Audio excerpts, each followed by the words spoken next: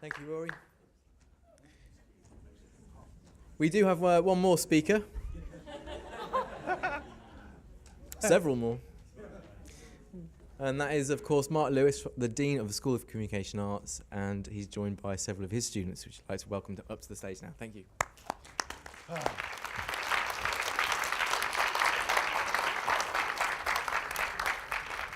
Thank you so much. Well, thank you for those of you that stayed. Do you know, it's a nightmare following Rory. This is the third time in my career that I've had to follow Rory, and you're going to find out in a moment that I've learned how to cheat. But following Rory, I looked at my Twitter to see what people were saying about Rory being on there, and I'm thinking, oh Christ, I've got to follow that fucking Rory again. And somebody tweets, just so you know, you can see more of your baldness than Rory's from behind. Sorry. Who was that? Thank you. Thank you so much. Make me feel good. So this is going to be a good one.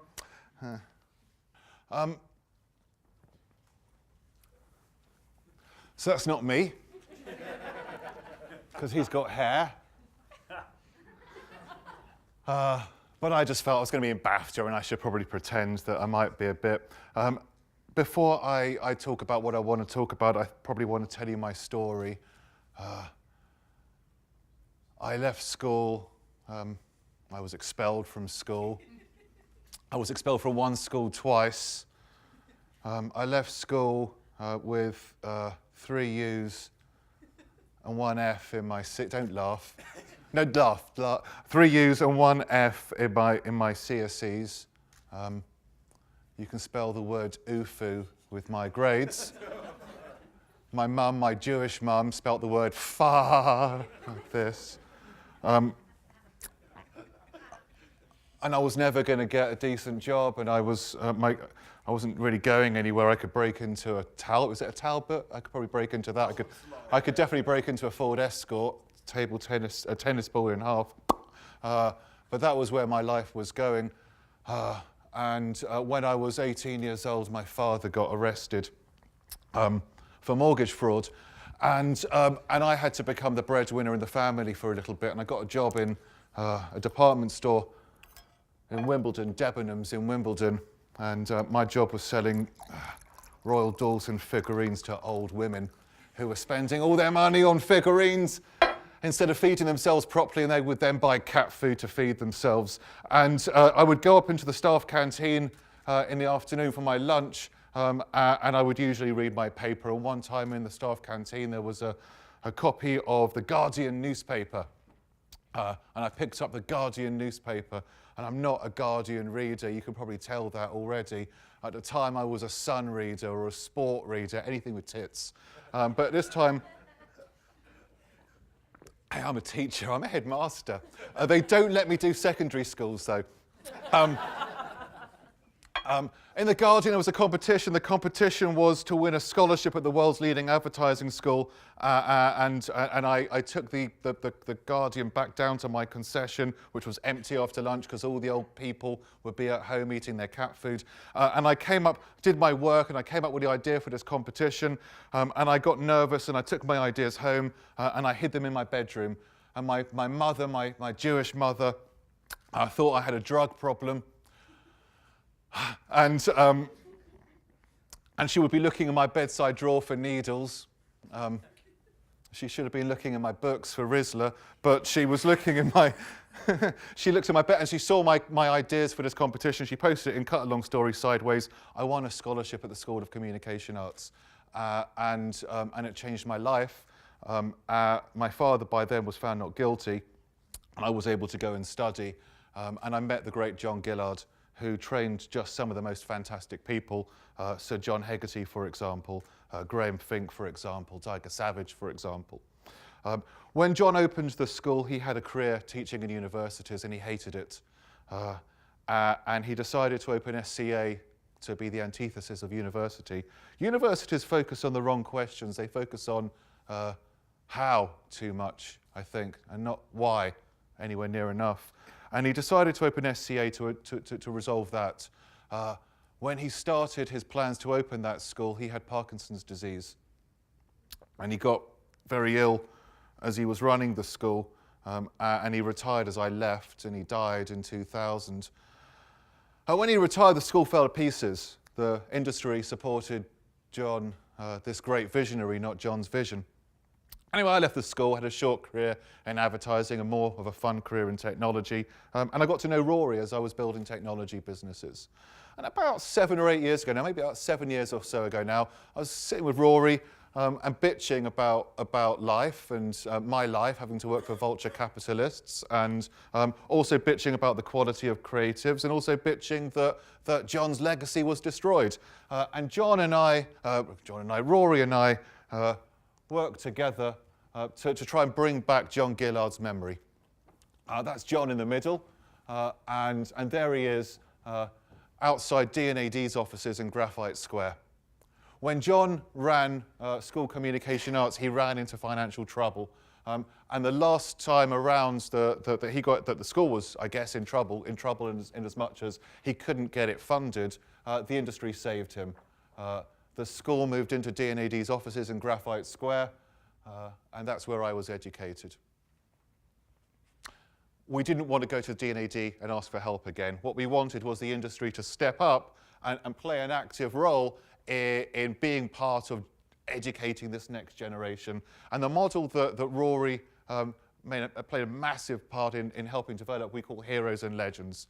In his true behavioral economics mode, there was heroes, legends, and patrons. So there was a cheaper option, if you like, an easier option than heroes and legends. Me being the mercenary and sometimes being the poor student, I tend to focus on heroes and legends. So apologies, Rory, that I'm going to just focus on the heroes and the legends bit. But the idea is fantastic anyway, and I owe Rory for this. And Rory and Sir John Hegarty became my founding governors. The industry give us 3 things. Tonight, I want you to consider giving us one of 3 things. Money, knowledge, or people. People is the most important thing. And I'll talk a bit more about people in a moment through my students. Knowledge is important. I think Rory touched on it in his talk, and I think we also touched on it when we heard about Creative Pool. We are living through exponential times. Speed of change gets faster. We saw the changes in the iterations of Creative Pool as the service has evolved. If we are sending our kids into university today to study creative advertising today, they're studying a curriculum that was written just before Twitter was launched. Twitter was launched 7 years and 1 month ago, thereabouts. And a curriculum is about 7 to 10 years old. This means that Twitter is probably not written in that curriculum. Now, there are universities that can get creative around the curriculum, but this is the point, that curriculum was written before Twitter, before 3D printing, for example. Probably doesn't have much in it about why creative platforms like Creative Pool are important to a creative's career, for example. And our solution against that is something we call Curriculum Wiki. And Curriculum Wiki is a gift from the industry to the industry, and it's a resource where anybody in the industry can go online and suggest what people coming into the industry should learn. So you just put up there, oh, I think people should know this. I think they should read this. I think they'd enjoy this PowerPoint or whatever. So money, knowledge, people. Money, we ask industries to support scholarships. Heroes and legends. Legends give us £20,000 a year. And after 5 years of doing that, they get 5% of our investment fund. £20,000 a year for 5 years. It's not much. It's not even your flower bill. Heroes give us £5,000 a year. And on the 5th year, they get 1% of the fund. And I know that we've got some great sponsors already in the room today. I mean, Ogilvy, for example, were the first in, obviously, to sponsor. And we've got Langland who are great supporters and sponsors. And I thought that OMD I saw on the list were coming, great sponsors. So there are some fantastic agencies that step up and do this. We take 65% of the money and we fund scholarships with that. We put 35% into an investment fund and we invest in students' business ideas. This allows us to bring diversity to our industry. Rory touched on it with the ponies, with the ponies and the skiing. 2.4% of people that create in our industry, are from minority groups. And 15% of creatives in advertising are female. If your name is Abdullah, you're not getting a job. And it's so unfair. If we think about Coca-Cola, for example, as a brand being drunk in London, we think about the consumers that are drinking Coke. We know that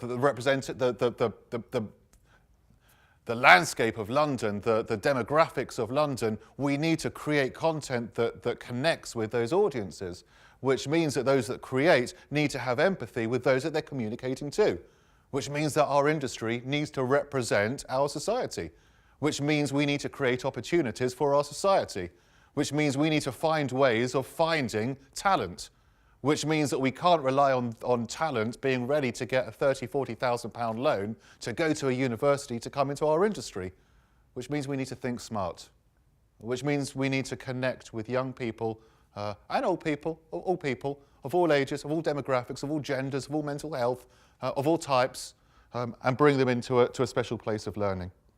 And once we do that, we need to connect them with great people. One of the things that I picked up from my time at SCA, and we've exaggerated in this new incarnation, is people learn from people. I think that we touched on it a bit as you were talking about this new platform. I wrote a really bad book. My first business book was awful. Don't buy it. Awful. But there was one line I'm really proud of. I said this. I said, it's not what you know. It's not who you know. It's what you know about who you know.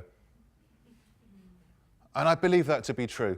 And I believe that one of the many reasons why my students go on and achieve such great success, and you'll hear from some of them in a moment, and they really do, is they get to spend time with Rory, or they get to spend time with Where's Nicole, or they get to spend time with the 700 mentors that have signed up so far to our school.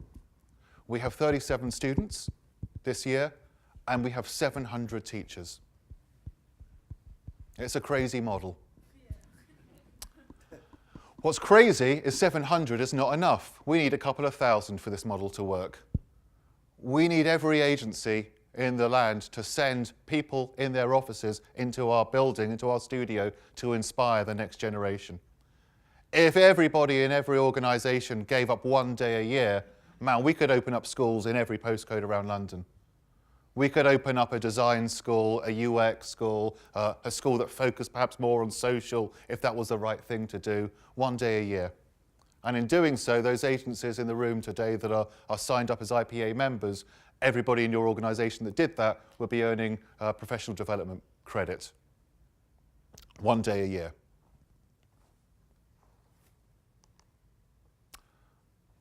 Please put your hands together and welcome our first team, Martin and Nolly.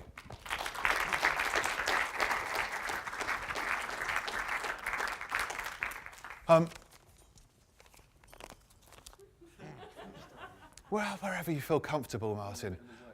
Martin and Ollie were students of ours last year, and before I ask them to tell us more about the school, I wonder if you'd just mention something about this film that we're about to see. Yes, Ron. Yes, this was our response to the D&AD white pencil brief, or rather the version of it that allowed students to come up with a concept rather than an actual thing. And the client for that was Peace One Day, who promoted International Peace Day on September 21st, a day that they dedicate to trying to get people around the world to put down their guns and to to call ceasefires just on that one day. So our idea was simply a way to spread that message of peace on September 21st to an audience that you might not normally expect. Thanks, Martin. On Christmas Day, 1914, all along the Western Front, British and German soldiers put down their guns, climbed out of their trenches, and played football. For International Peace Day, we want video gamers to do the same.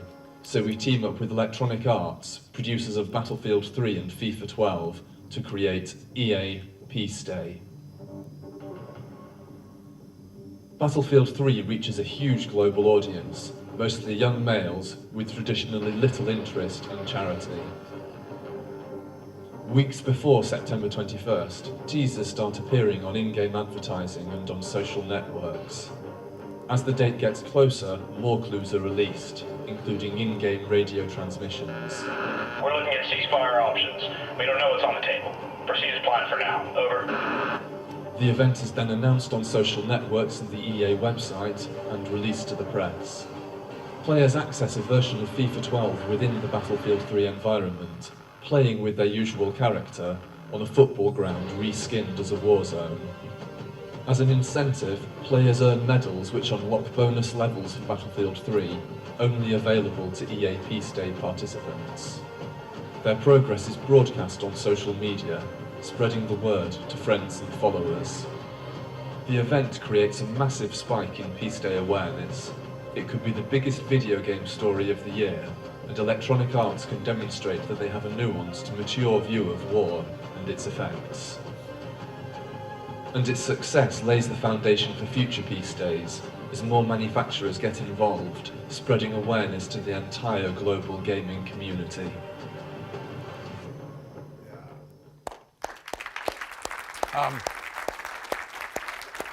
That's amazing work. Martin and Ollie, you won a lot of awards and recognition with that and with other work that you did as students last year. On your way to a dream job, you joined B&B. Congratulations. Can you share with our audience how far you feel you travelled last year and how much of an influence this learning model of ours had, where the industry take ownership for working with you? How much did that have a role in your development, would you say?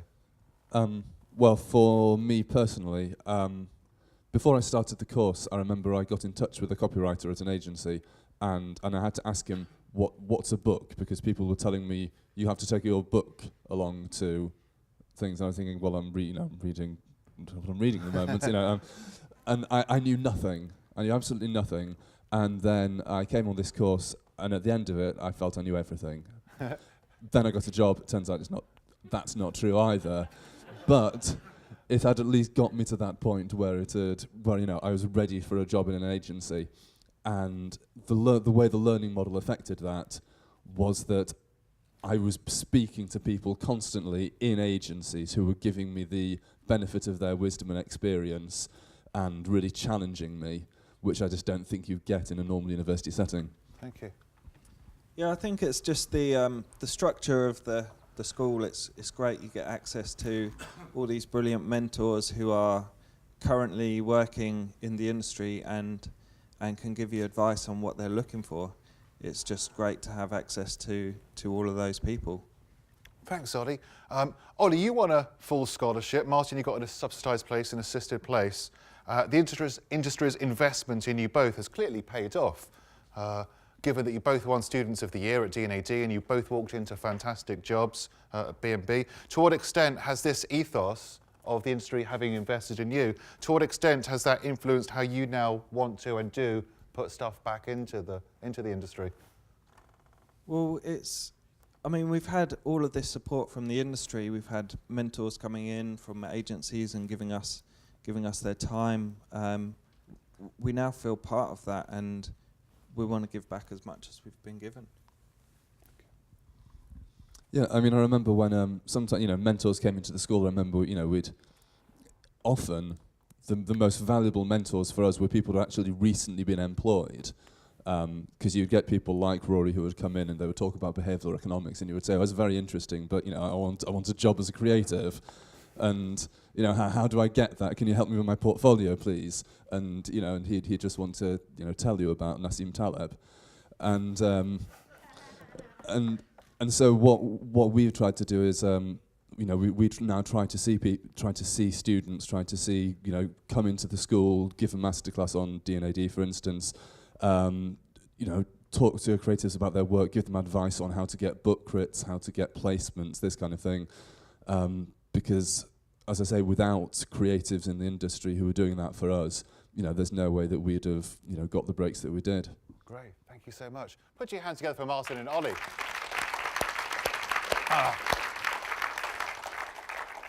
So every year, the students call themselves a name. We launch an agency in our school. And Martin and Ollie are 2 students from last year's intake.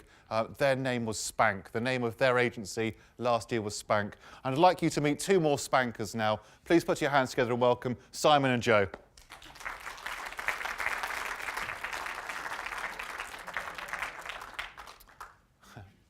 Hi, Joe. Hello. Hi, Simon. Welcome to BAFTA. So we're about to play your film in BAFTA. I know it's one of your dreams to one day have. Yeah. Tell us about this film we're about to see. Well, this was a portfolio brief that we got given last year at the School of Communication Arts. It's for Bexvia, and it was for us to come up with a really fun advertising campaign to promote the product. Thanks, Joe. Bex has a long affiliation with art and music, although it does tend to take itself rather seriously. To advertise Bexvia, we wanted to create a campaign that was a little more light-hearted, injecting some fun and giving the connotations that Bexvia is a little lighter than the main brand. After extensively trialling the product and a lot of fun later, we discovered that the new square neck bottles on Bexvia are ideal for bottle blowing, giving a pitch-perfect note every time. He's rolling some.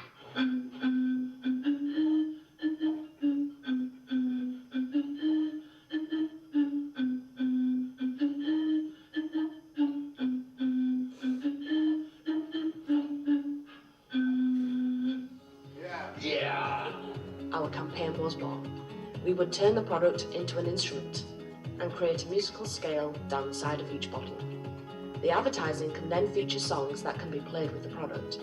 To extend the reach of the campaign, we can create an app that allows the users to play the bottles on their smartphone by blowing into the microphone. Promotional advertising will feature Guess the Tune competition, which will entice people to play along. When they guess correctly, they will be rewarded with points and a promotional code that will give them free beer. An online experience named Battle of the Becks will allow the best bottle players to compete with each other and deal with the chance of winning more great prizes. Thank you for watching. Yeah. So, Joanne, you came to us as SEA already having studied advertising in a university. So I guess the first question I wanted to ask you to share with us was, what's the big differences? What are the main differences between sort of this with working with the industry and the university model? Well, the big difference that I kind of found between university and the SEA was the level of tuition. In university, you work on for 3 years, you get lectures in your first year, and then you're given briefs, and you're just left to it. And you expect to come back in 3 weeks' time with one 15-minute tutorial and come back with a project that's actually worthy of going in the portfolio. With university, that just doesn't happen. When I came to the School of Communication Arts, I found that I learnt more in about 5-6 weeks at the school than I did in 3 years at university. The SCA was very big, hands-on tuition. We were there from 9 till 6 every single day, and it was constant, a constant influx of information, people coming in from industry and everybody teaching us. And it was completely different experience from what happened at university. Thanks, Joe. Can you remember any mentor or mentors that stand out on that journey? You met so many. Who stood out? Why? There's particularly one mentor, actually, and that's a guy called Dave Burse. For you who don't know Dave Burse, he's an amazing creative, and he's an old creative director, actually, at Ogilvy, and he's a digital pioneer.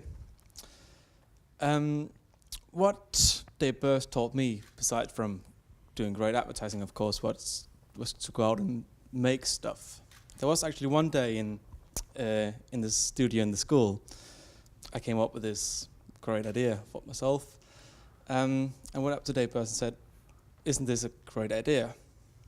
He looked at it and he told me, "Yes, it's a great idea. But great ideas are very common. What's very uncommon is actually the people who work enough or work hard enough to make them about."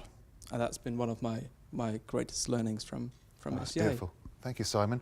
What message would you want to share with our audience about the role that they have, that the creative sector has, in providing the development of the next generation of talent? For me, there seems to be a kind of a divide between industry and education.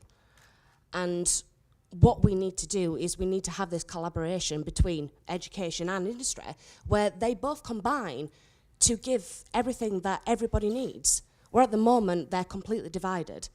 So for me, there just needs to be a coming together, which is what's happening with the SEA at the moment. Thanks, Joe. Hey, just before we say goodbye to you, what's happened since you left the school? What's your journey been like? We've been on various placements through the advertising industry. I think we're coming up to 7 at the moment. But yeah, we've worked in marketing agencies, digital agencies, integrated agencies. So we've had a real vibrant experience throughout the industry and making lots of contacts. Get offered any jobs? Yeah.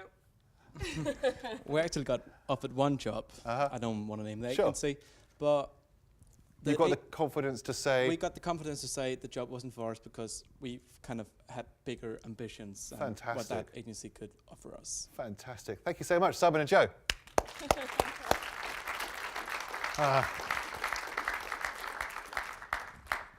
And the final team I wanted to introduce you today, they are in this year's intake. They're halfway through their journey, so they have got some great moments ahead of them. Please put your hands together and welcome David and Ran. David and Ran. Hi, David. Hi. Hi, Ran. David, Ran, welcome. What can you tell us about this film that we're about to see? Well, we got this brief to sell a small Korean car, and what we quickly found was nobody really wanted it, especially Londoners who we were aiming at. But we did find what they really wanted, our car could help them save for. So we saw an opportunity for the brand, and we went for it.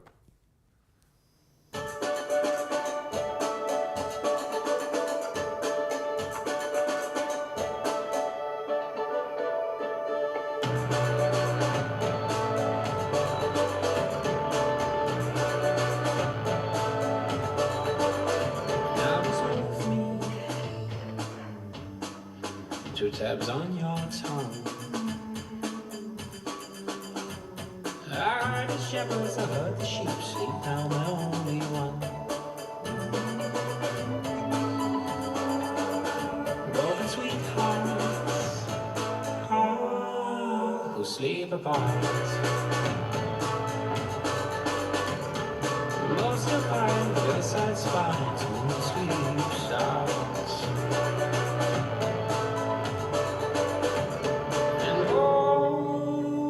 To pose, now shush. She makes the sound she makes to calm me down.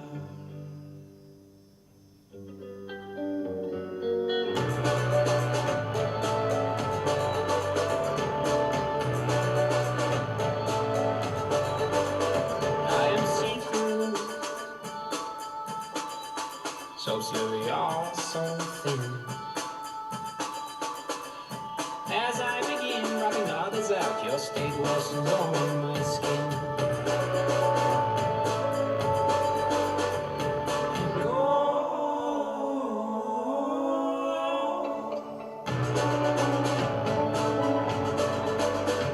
And that is being got to you. 1, 2, 3, 4.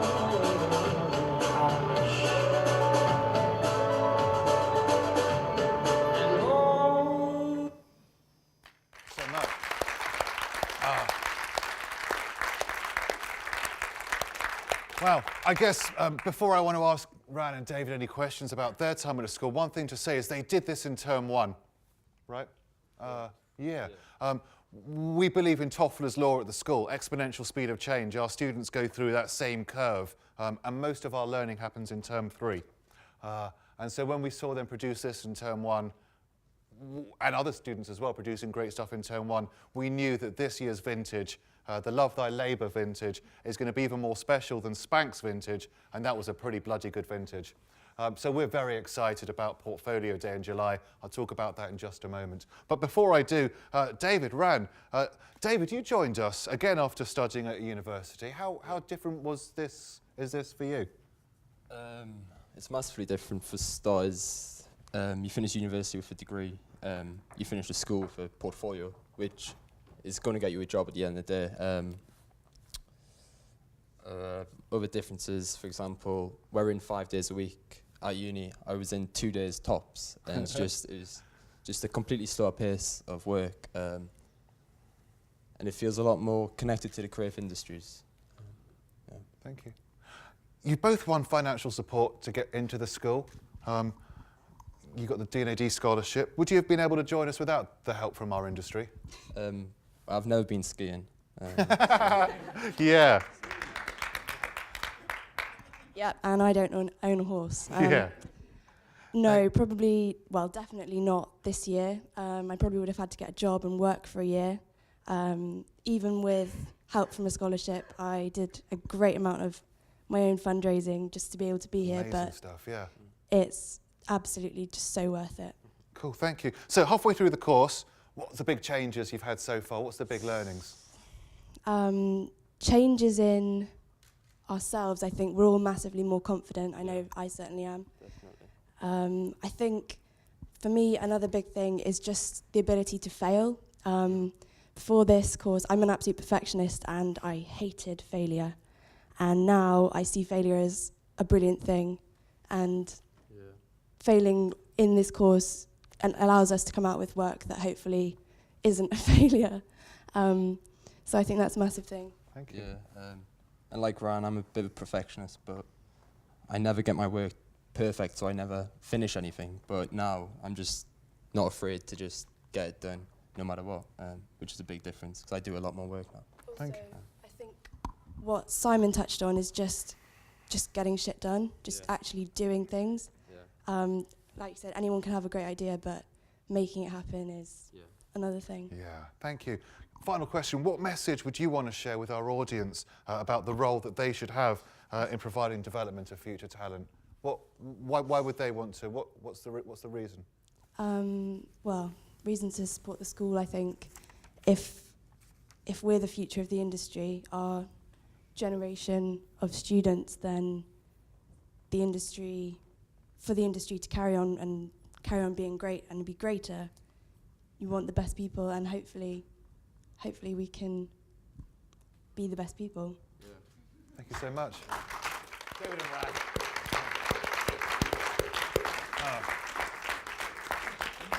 How can you create Britain? Heroes and legends. We have an event at the end of the year, the 12 months in the studio, called Portfolio Day. It's what we count, it's what every hour in the studio, every sweat, every blood, every moment in the studio is about Portfolio Day. And at Portfolio Day, we invite some lucky agencies along to that event. And I say lucky because it's limited. And the way that we work out who's going to come is heroes and legends. Legends automatically get into Portfolio Day. They sponsor £20,000 a year. They've earned the right. Abbott Mead Vicar, for example, BBH, for example, they've earned that right.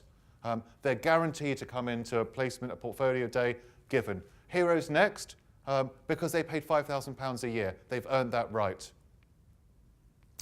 When they make an offer to our students, we offer the students out on placements in a formula, like a draft pick, depending on how many mentor days that agency has given to the school. On average, our students receive about 10 placement offers at Portfolio Day. Some get 6, some get 20, but the average is about 10. Interestingly, what gets them the 20 or so is how much connecting the students make with the mentors after the mentors have mentored. In other words, tweeting, emailing, taking them down to the pub, going to events, this sort of thing, helps them get more offers at Portfolio Day.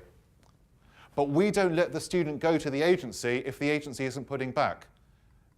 If the agency is going to take the piss and try and come along to Portfolio Day and say, I really fancy Martin and Ollie, they're great. No, Martin and Ollie know that the deal is that agencies that support the school are the agencies that they're going to spend time with. And in fact, one of the reasons I think they wanted to work at B&B is because they knew B&B's culture. They knew what they put in as an agency. They are one of our heroes, one of our sponsors in the school.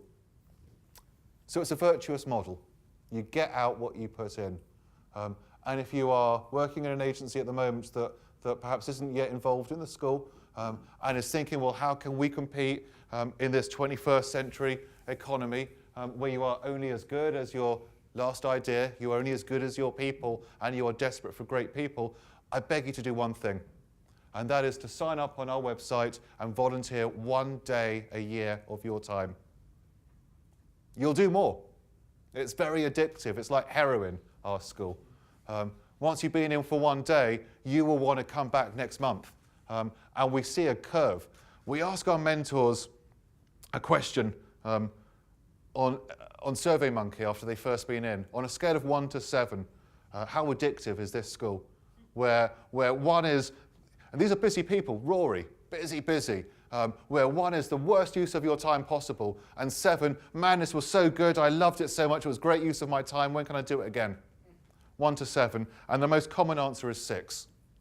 Doesn't matter how busy you are, coming out of that office agency and spending 1 day in our school is the best thing you can do. Why? You'll be inspired, be energized, you'll be able to steal our ideas, and you'll earn draft pick points, which means that if you want to hire the very best talent, you'll have access to the very best talent. Whoever your God is, may she bless you. Thank you. Wow.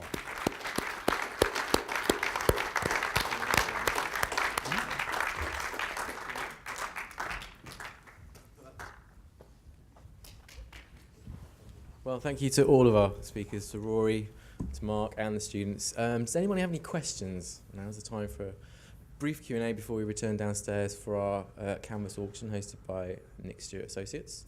Any questions from the floor? Yes, gentleman at the back. Not really a question, but I'd just like to say, I mean, at least a couple of us here are terribly old copywriters, but the quality of the stuff with the students from the school just showed that, particularly the third one, just outstanding. Oh wow, thank you. Well done.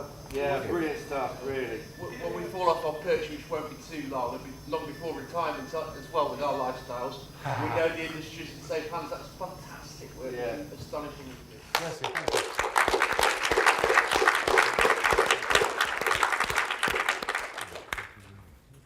As I mentioned, Nick Stewart Associates are here to auction our collaborative canvas that you saw everybody collaborating on earlier this evening. So please, if you want to return to the David Lean Room for more drinks, more networking and more fun, then please join us. Thank you.